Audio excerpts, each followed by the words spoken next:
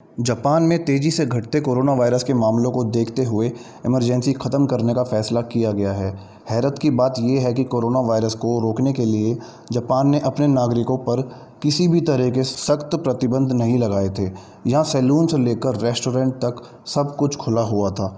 यहाँ चीन जैसा कोई हाईटेक ऐप भी नहीं बनाया गया जो लोगों को ट्रैक कर सके। जापान में कोई रोग नियंत्रण केंद्र भी नहीं है। इतना ही नहीं, यहाँ बहुत ज़्यादा टेस्ट पर भी जोर नहीं दिया गया। आपको जानकर हैरत होगी कि जापान ने अपनी आबादी का सिर्फ 2% टेस्ट किया है, जो विकसित देशों में टेस्ट के सबसे कम दरों में से एक है। यहाँ कोरोना से मरने वालों को आंकड़ों में तेज़ी से कमी आ रही है। आखिर ऐसा क्या है जिससे जापान ने अपने देश में उस स्तर पर संक्रमण नहीं फैलने दिया?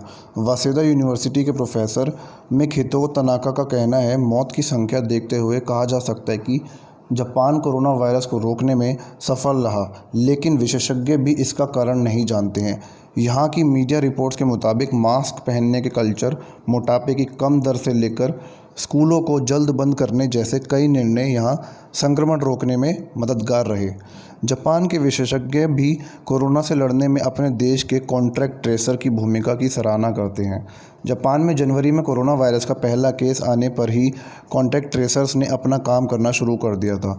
2018 में जापान में सार्वजनिक स्वास्थ्य केंद्रों में 50,000 से अधिक नर्सों को नियुक्त किया गया था, जो इन्फेक्शन ट्रेस करने में अनुभवी थी।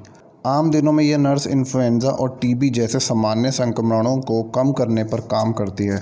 जहां यूएस और यूके जैसे देशों ने अब जाकर कॉन्ट्रैक्ट ट्रेसर्स की भर्ती करनी शुरू की है, वहीं जापान ने ट्रैकिंग का काम पहला मामला आने पर ही शुरू कर दिया था। ये विशेषज्ञ संक्रमण से निपटने के लिए समूहों, क्लबों या अस्पतालों जैसी जगहों पर नज़र रखते हैं, ताकि पहला मामला पता चलते ही इसे फैलने से रोका जा सके। पूरी दुनिया का ध्यान पहली बार जापान पर तब गया था जब फरवरी के महीने में यहाँ डायमंड प्रिंसेस जहाज़ में सैकड़ों लोग कोरोना वायरस से संक्रमित हो गए थे। तमाम आलोचनाओं के बावजूद जहाज़ को इस बात का श्रेय दिया जाता है कि उसने जापान के विशेषज्ञों को इस महामारी के शुरुआती आंकड़े उपलब्ध कराए, जैसे कि यह वायरस कैसे फैलता है। साथ ही इस घटना को सार्वजनिक चेतना में बदल दिया। इस जहाज़ ने जापान के लोगों में जागरूकता लाने का काम किया। प्रोफेसर तनाका ने कहा, जापान के लोगों के लिए ये जहाज़ उनके घर से बाहर खड़ी बर्निंग कार की तरह था। आप कह सकते हैं कि अन्य देशों के विपरीत जापान का विशेषज्ञ नेतृत्व वाला दृष्टिकोण रहा है।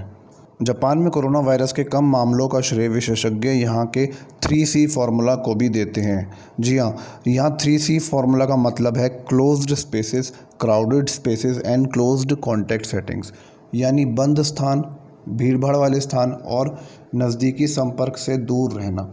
लोगों को एक दूसरे से पूरी तरह दूर रखने की बजाय यहाँ 3C फार्मूला ही अपनाया जाता है। दोस्तों, ये वीडियो आपको कैसी लगी हमें कमेंट बॉक्स में लिखकर ज़रूर बताइएगा। अगर अच्छी लगी तो वीडियो को लाइक ज़रूर करिएगा। धन्यवाद।